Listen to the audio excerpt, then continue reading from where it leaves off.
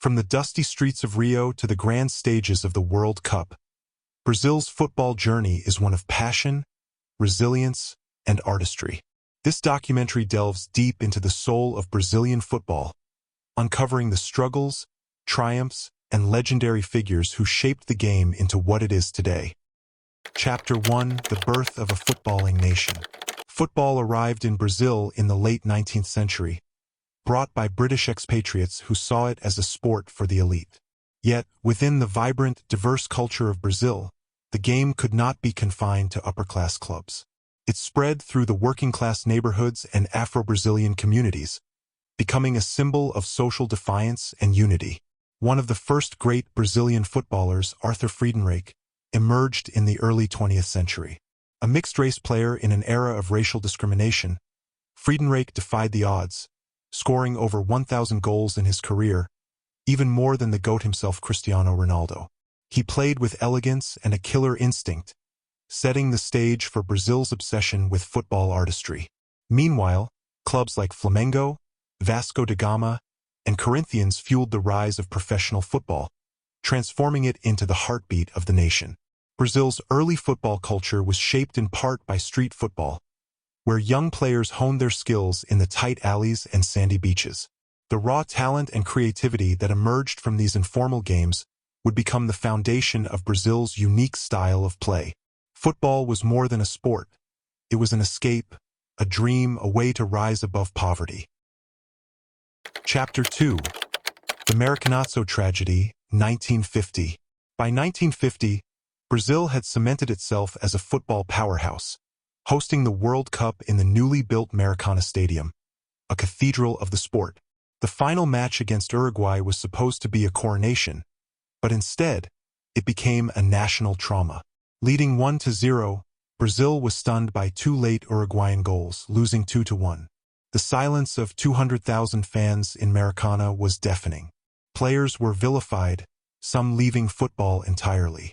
The psychological impact was so profound that Brazil abandoned their white jerseys, adopting the now iconic yellow and green kit to symbolize a fresh start.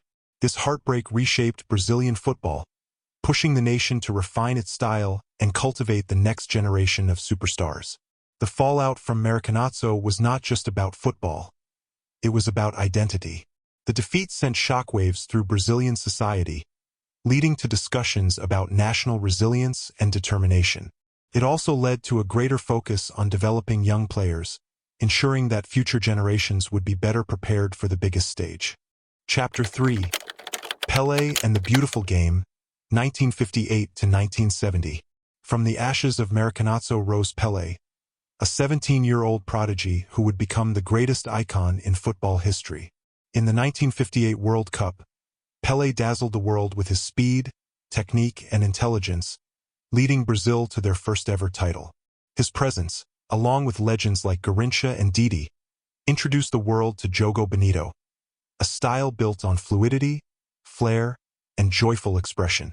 Pele's influence stretched beyond football. He became a symbol of hope and national pride.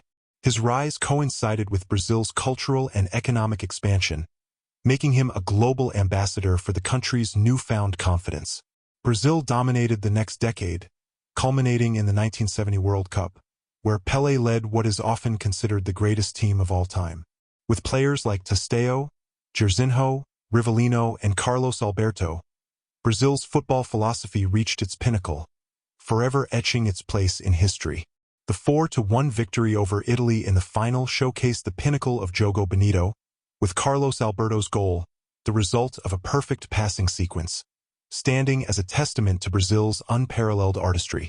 Chapter 4: The Dark Years and the Birth of Modern Greatness, 1982 to 1994.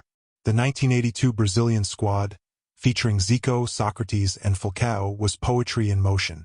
They played the most beautiful football ever seen, yet they fell to Italy in a crushing World Cup defeat.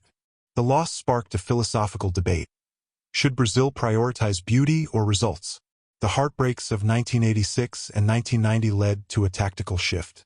The romanticism of Jogo Bonito gave way to a more pragmatic approach. This evolution paid off in 1994, when Romário and Bebeto led Brazil to their fourth World Cup title, defeating Italy in a dramatic penalty shootout where Italian side star Roberto Baggio died standing. Brazil's adaptation to the modern game came with sacrifices. While they were no longer as flamboyant, they developed defensive resilience and a winning mentality that would define the new era of Brazilian football. Chapter 5. Ronaldo, Rivaldo, and the Road to Redemption, 1998 to 2002. In 1998, a new era had dawned with the rise of Ronaldo Nazario, a striker with supernatural speed, skill, and finishing, but most importantly, a Susie watermelon-looking haircut. But tragedy struck before the World Cup final against France. Ronaldo suffered a mysterious medical episode just hours before the match. Brazil, disoriented, lost 3-0, and conspiracy theories swirled for years. Yet, redemption came in 2002. A fully fit Ronaldo, alongside Rivaldo, Ronaldinho, and Cafu, led Brazil to their 5th World Cup title, cementing their dominance. Ronaldo's redemption arc, scoring twice in the final against Germany, remains one of football's greatest comeback stories. Chapter 6. The Neymar Era and the Future of Brazilian Football.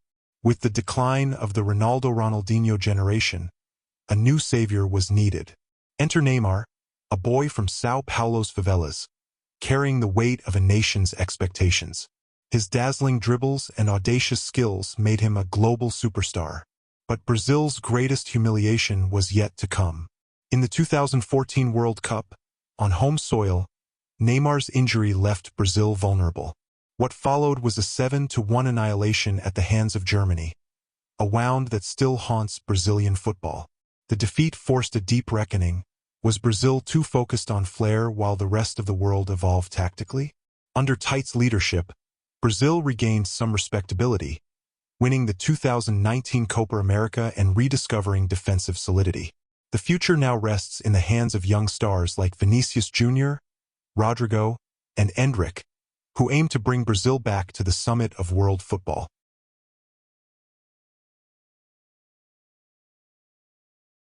I hope you enjoyed this documentary.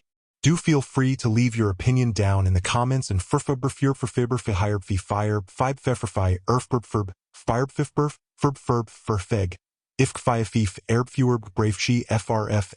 FVBH BRBGRB FerbFerb FGBFG RBFGR BFGRFGRFG RFGRBFG RFG RFBGBGRBF GripFerb Begver GFB FVBH RVFH VF HerbFerb Ferber Biber Fiery Barbe Forb Herby FerbFerb Herby Terb